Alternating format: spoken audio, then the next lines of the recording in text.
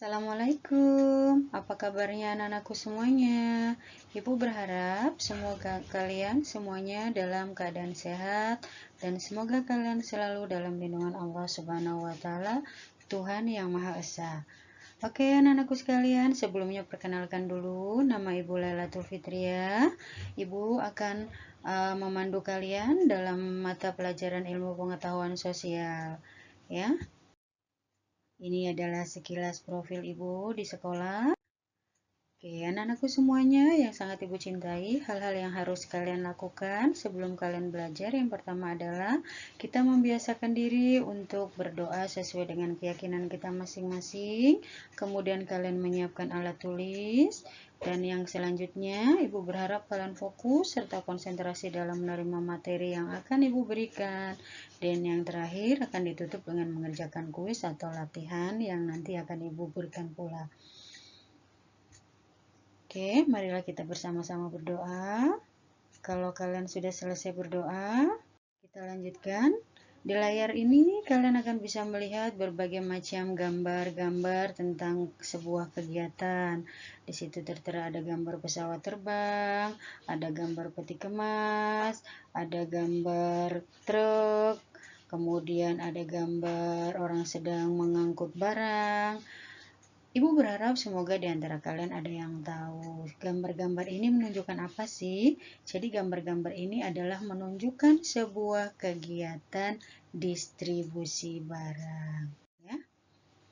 Oke anak-anakku semuanya, kenapa gambar yang tadi Ibu sajikan adalah tentang kegiatan distribusi barang? Karena materi yang akan kita bahas pada hari ini adalah materi lanjutan dari kegiatan ekonomi, yaitu kegiatan ekonomi distribusi.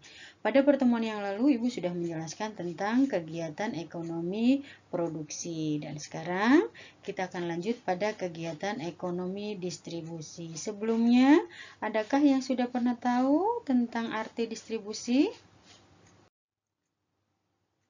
Oke, kalau kalian belum tahu, mari nanti kita bahas sama-sama. Sebelum Ibu lanjut kepada pengertian distribusi dan materi yang lainnya, terlebih dahulu kalian harus tahu dulu tujuan pembelajaran kita pada hari ini. Tujuan pembelajaran kita hari ini, Ibu berharap setelah kalian nanti belajar, kalian akan mampu menjelaskan pengertian distribusi dan distributor. Kemudian, kalian juga mampu menjelaskan tujuan distribusi. Dan yang selanjutnya, kalian mampu menjelaskan tentang sistem distribusi yang berlaku dan juga kalian mampu menjelaskan tugas-tugas distribusi. Dan yang terakhir, kalian mampu menjelaskan tentang lembaga-lembaga distribusi. Oke anak-anakku sekalian, kita lanjut pada pengertian distribusi. Apa sih yang dimaksud dengan distribusi? Ingat ya, distribusi adalah sebuah kegiatan untuk menyalurkan barang atau jasa dari produsen kepada konsumen. Dari mana? Dari produsen ke konsumen. Tujuan distribusi yang pertama adalah untuk menjaga stabilitas harga barang-barang hasil produksi. Jadi biar harga-harga barang stabil dari produsen kepada konsumen, maka dilakukan proses untuk menghantarkan barang. Proses menghantarkan barang atau proses distribusi itu adalah tujuan dari menjaga stabilitas harga barang produksi. Yang kedua adalah meningkatkan dan memperbesar mutu serta jumlah hasil produksi. Semakin banyak permintaan, maka mutunya pun harus semakin ditingkatkan dan jumlah hasil produksinya pun akan semakin meningkat. Selanjutnya adalah tercapainya penyebaran hasil produksi secara merata ke tangan konsumen. Ya. Kemudian menjaga kelangsungan hidup dan kontinuitas kegiatan produksi. Dan yang terakhir adalah mempercepat hasil produksi ke tangan konsumen. Tanpa adanya distribusi, akan mustahil hasil produksi sampai dengan cepat ke tangan konsumen. Oke, anak-anakku sekalian. Selanjutnya, apa sih yang dimaksud dengan distributor? Setiap kegiatan distribusi pasti akan berkaitan dengan distributor. Apa itu distributor?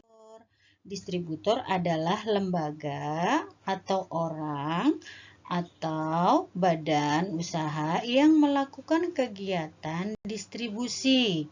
Nih contohnya, ini ada di pusat pergudangan, ini adalah salah satu lembaga yang melakukan kegiatan distribusi barang. Sistem distribusi sendiri dibagi menjadi 3. Ada distribusi langsung, distribusi semi langsung, dan distribusi tidak langsung. Apa yang dimaksud dengan distribusi langsung? Distribusi langsung itu di mana sebuah kegiatan produsen menjual hasil produksinya langsung kepada konsumen. Contoh yang paling mudah, tukang bakso. Tukang bakso itu setelah diproduksi atau dibuat baksonya kemudian dijual langsung kepada konsumen. Yang kedua adalah distribusi semi langsung. Contohnya apa? Produsen yang menjual hasil produksinya melalui perantara, tapi perantara yang lebih kecil. Contohnya tukang jahit yang kemudian menjual hasil jahitannya di butik. Dan yang ketiga adalah distribusi tidak langsung, yaitu sebuah kegiatan penjualan barang dari produsen kepada konsumen melalui perantara-perantara, baik perantara yang besar maupun perantara yang kecil. Oke, anak-anakku saya lanjutkan. Tentang lembaga-lembaga distribusi. Jadi dalam proses kegiatan produksi, dalam proses kegiatan distribusi dibutuhkan sebuah lembaga atau badan atau organisasi yang melakukan kegiatan distribusi, baik itu yang sifatnya perorangan maupun yang sifatnya instansi. Lembaga distribusi dibagi menjadi beberapa bagian. Yang pertama adalah pedagang. Ya, pedagang adalah orang atau badan yang melakukan kegiatan membeli barang atau jasa dari produsen dan kemudian menjual kembali ke konsumen. Tentunya tujuannya adalah untuk mencari keuntungan. Yang kedua adalah agen. Agen adalah perantara yang menjual barang dari produsen ke konsumen untuk mendapatkan komisi, tapi masih atas nama instansi tersebut. Yang selanjutnya adalah komisioner, yaitu perantara yang membeli barang atas nama mereka sendiri yang kemudian dijual kembali untuk mendapatkan komisi. Yang selanjutnya adalah makelar. Makelar itu apa? Perantara yang menjual barang atas nama orang lain, misalnya makelar motor dan lain sebagainya ya. Ada juga lembaga yang dinamakan dengan eksportir, yaitu sebuah lembaga atau badan yang melakukan usahanya menjual barang ke luar negeri. Misalnya kalian membuat produk nih di Indonesia, membuat kaos, membuat tas yang kemudian dijual di luar negeri, itu namanya eksportir. Lembaga yang terakhir adalah importir, yaitu lembaga atau badan yang melakukan usahanya membeli barang dari luar negeri untuk dijual di dalam negeri. Misalnya kamu mengimpor susu kemudian dijual di dalam negara kita sendiri, itu dinamakan dengan kegiatan impor atau orangnya dinamakan dengan importir. Demikian tadi materi kita pada hari ini. Ibu berharap kalian paham dan Ibu berharap semoga ilmu yang Ibu berikan membawa manfaat buat kalian semuanya. Oke, selanjutnya adalah kita menjawab kuis atau pertanyaan yang ada di bawah ini, yaitu 1. Pengertian distribusi. Yang kedua, menyebutkan saluran distribusi. Dan yang ketiga, menjelaskan pengertian pedagang. Yang keempat, menyebutkan contoh produksi dengan sistem distribusi langsung. Dan yang kelima, menjelaskan pengertian eksportir serta importir.